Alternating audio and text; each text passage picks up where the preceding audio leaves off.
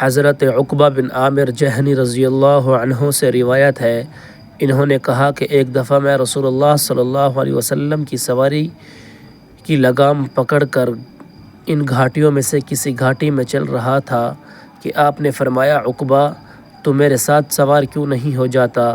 میں نے اس بات کو بہت بڑا محسوس کیا کہ میں رسول اللہ صلی اللہ علیہ وسلم کی سواری پر سوار ہو جاؤں۔ کچھ دیر بعد آپ نے پھر فرمایا، عقبہ تو سوار کیوں نہیں ہو جاتا؟ مجھے خطرہ محسوس ہوا کہ کہیں آپ کی نافرمانی نہ ہو۔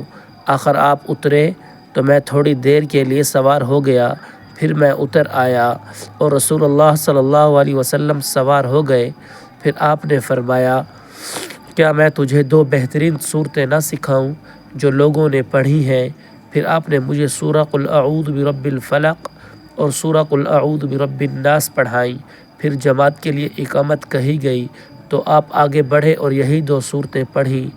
پھر نماز سے فراغت کے بعد میرے پاس سے گزرے تو فرمایا، عقبہ بن عامر تیری کیا رائے ہے ان صورتوں کو پڑھا کر جب بھی سوئے یا جاگے؟